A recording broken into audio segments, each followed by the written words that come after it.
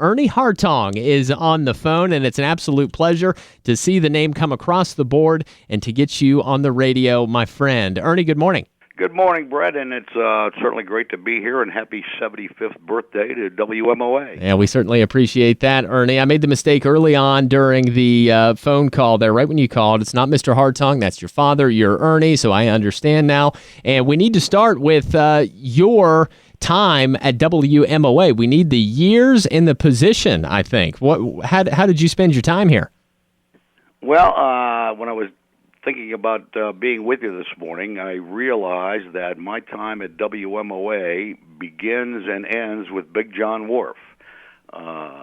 My first gig on WMOA happened in the summer of 1967. Wow. I was back home in Canal Fulton working construction, and my mother came out to the construction site and said, "Hey, some guy named Big John Wharff just called you, and you need to meet him at Fawcett Stadium at 6 o'clock to do the Ohio High School All-Star Game." I'd gotten to know Big John the previous year as I was doing sports for WCMO, the college radio station, and obviously we traveled together covering the Pioneers in football, basketball, and baseball, so Big John and I had got to know each other, and apparently needed a color man to do the Ohio High School All-Star Game, so knew I lived in the area up there and gave me a call. So that was my first gig with WMOA. My last gig came in 1982, courtesy of Big John Wharff. I had actually left Marietta and was working in Columbus, and I got a call one day in my office, and I could barely hear the guy on the other end.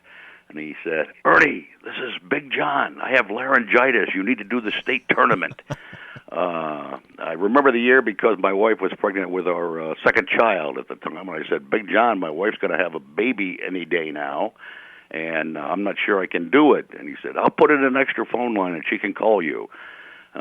So I did the 1982 Ohio State high school basketball tournament from St. John Arena, and that was my last gig. So over a span of 15 years, I was on and off with WMOA in various capacities, including I started out, I said, that first gig with Big John, but then about a year later I worked Friday, Saturday night, and Sunday afternoon when I returned to Marietta College, and did that for a while. And that was an interesting time because 1968 was the first year of the Cincinnati Bengals, so I was an instant and original Bengals fan.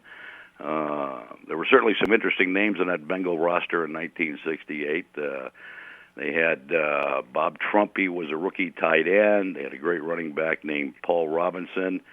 And they had a backup quarterback from Furman named Sam Weish, who would later go on to coach the team. But they also had a young wide receivers coach, and his name was Bill Walsh.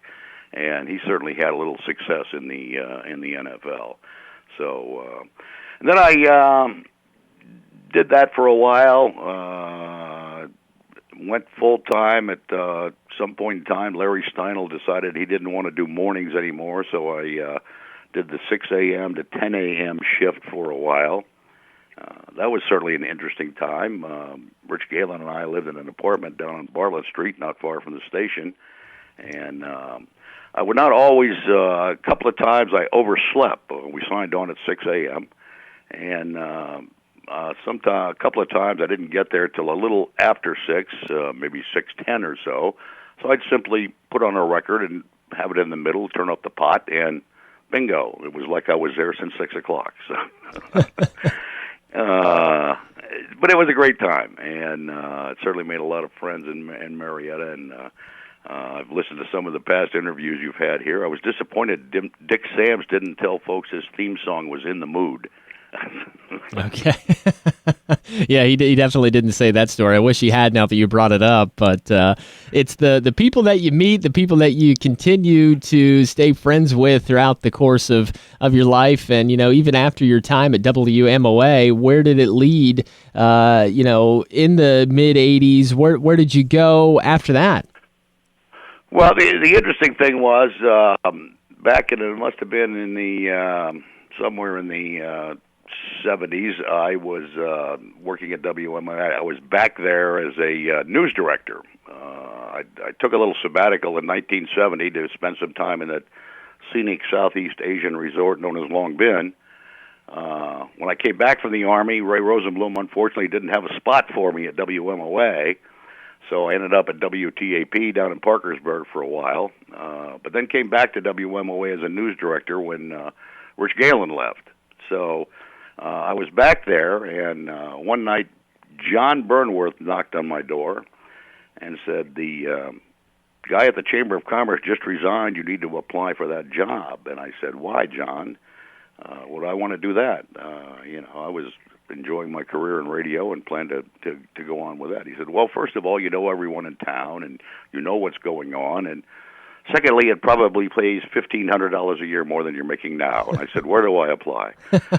So I spent some time at the Marietta Chamber of Commerce, and in 1979 had a call from the Columbus Chamber and moved to Columbus and have been here ever since. And basically had a career with Chambers of Commerce and association management. Spent the last 10 years before I retired with an organization called ARCSI, which is a trade association for the cleaning industry.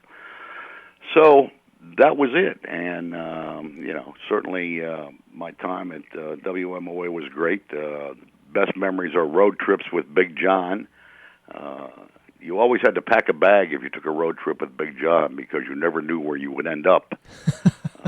I remember one night we did a Williamstown tournament game up in St. Mary's, and it was probably we had the early games that were done at like 7:45 or something like that. And we're walking out of the gym, and Big John says, do you want to go to Dayton? And I said, John, why do we want to go to Dayton? I said, we've got the Frontier game in Columbus tomorrow night at the Fairgrounds Coliseum. I said, why are we going to Dayton? He said, well, the state JC convention is there, and I think we ought to go. I said, sounds good to me. So keep in mind, this was the days before the interstate highway system was completely finished, so Dayton was about a 4-hour drive from St. Mary's, West Virginia. We got there about midnight, enjoyed some partying with the Marietta JCs.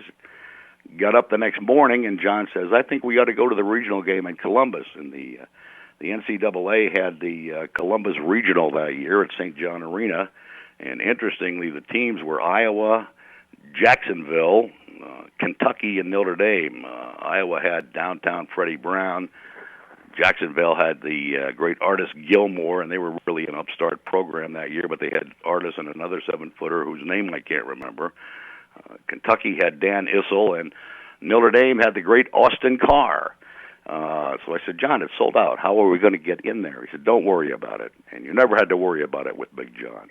So we showed up in Columbus. We got in and saw the game, and then went out to the Fairgrounds Coliseum that night and did a Frontier game in the high school tournament. So road trips with Big John were always interesting. Yeah, shot in the dark, it seems. You never know where you're going to end up. I love that. And I'm worried now in the industry. Things have obviously changed a little bit, and over the last couple of years, they've certainly changed a lot with, pandemics and things like that. It's certainly changed the way things happen in the news department here high atop Harmer Hill. But the thing I'm worried about is that these types of experiences are happening without us really knowing about it. And did you think that those experiences that you had with Big John, you would be able to remember those and harness those memories to tell later, especially now during a 75th anniversary here on the radio?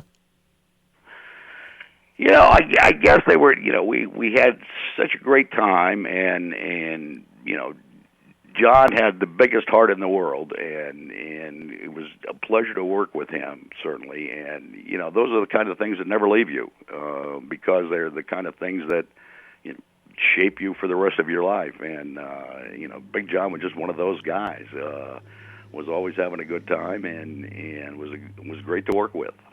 Absolutely. Ernie Hartong on the phone with us as our 75th anniversary continues here post September 15th. We're officially 75 years and 2 weeks old. We do need to stop and thank our sponsors at the current point. Ernie, Morrison Incorporated and Baker & Baker Jewelers sponsor Talk of the Town each and every Tuesday and Thursday here on local radio since 1940. 46. Getting my 46s and 75s mixed up here, Ernie. So we're going to take a break and be back with Ernie Hartong here on Local Radio. It is 8:52 here on Local Radio with ABC News and Sports coming up at the top of the hour. 75th anniversary alumni interviews continue here on the Pioneer City Station, and Ernie Hartong is our featured guest today, joining us via phone line. And what we were sort of discussing while we were in the break, thanking our sponsors, Morrison Incorporated and Baker Jewelers, we were talking about that. What makes radio work? And that is the advertisers that back us up. And it's all kind of on us to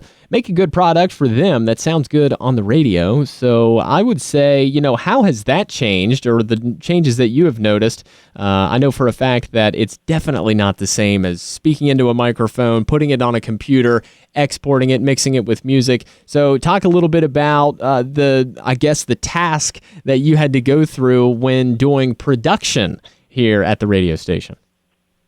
Well, that was again, like today with you all, everybody did a little bit of everything. So we would, Big John would sell the advertising, and then the rest of us would write the commercials, run them by the advertiser, get their approval, record the commercials onto a cart, and we had a whole big, they had a rack of carts in the control room that had each commercial on it and that kind of thing.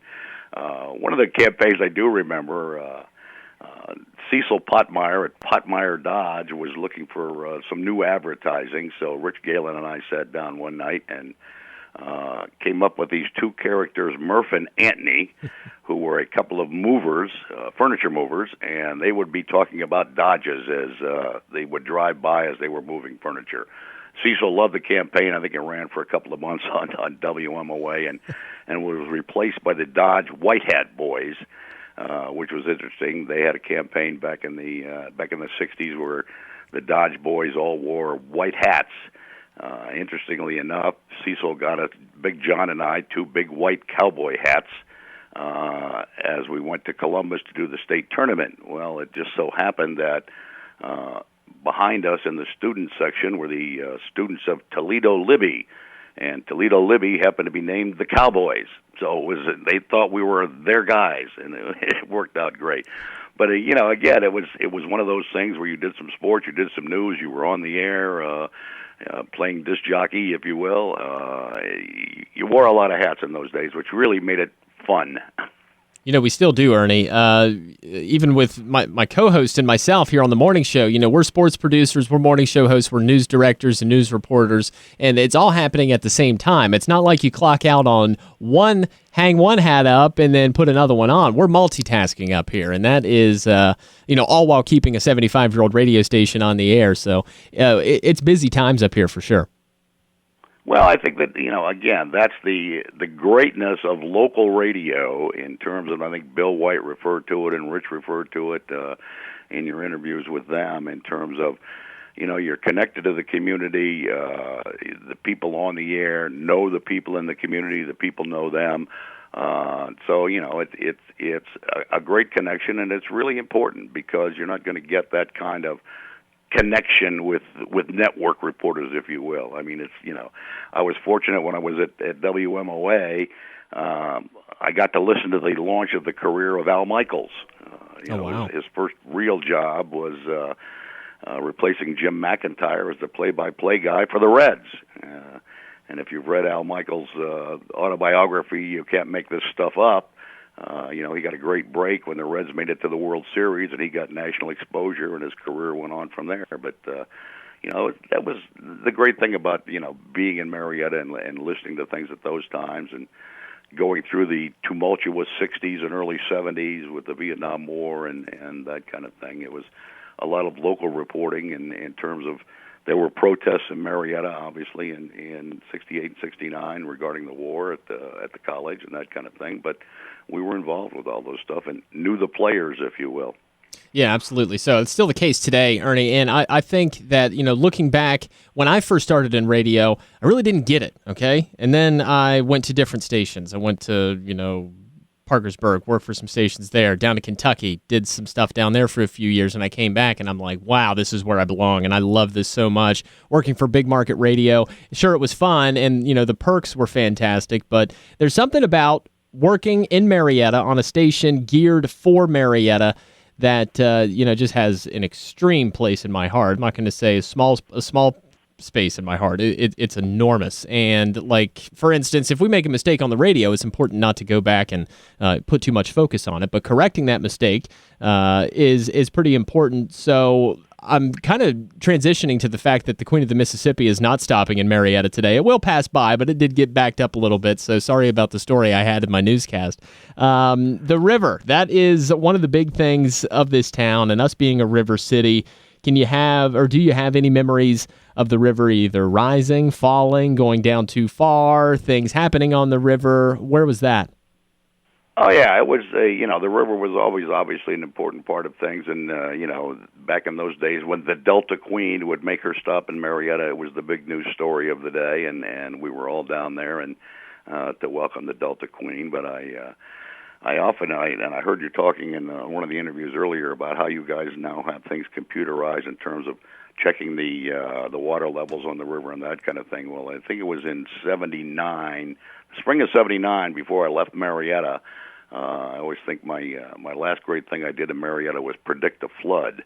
There was a lot of water in 1979, and a guy named Jim Sands and I, from the Valley Gem fame, and I sat in the Chamber of Commerce office down there and literally would call every lock up and down the river all the way to Pittsburgh once an hour to get their current water levels, because back in those days the Army Corps of Engineers were very adamant about saying the dams on the river were not for flood control, they were for navigation, so they really didn't give you much help.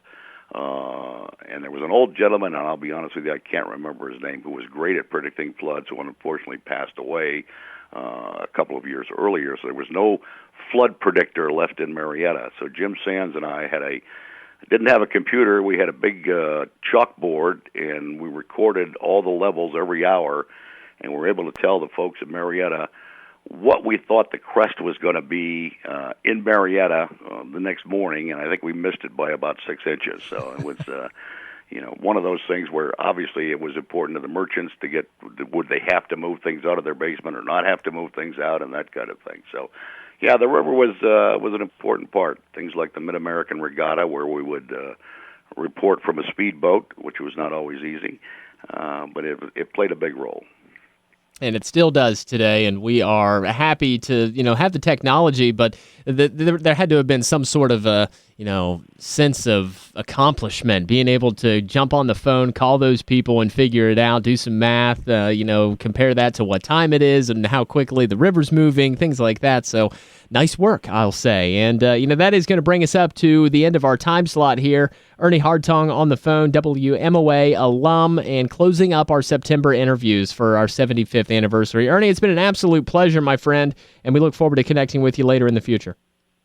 Well, the pleasure was all mine, and I was just disappointed I was unable to drive down there and be with you in person in the studio, and thanks so much for having me. I'll say next time you better be here, and again, it was a pleasure. We have to jump into ABC News and Sports here at the top of the hour. Thanks for listening to Local Radio. Ernie, have a wonderful day, and enjoy the weekend once it arrives.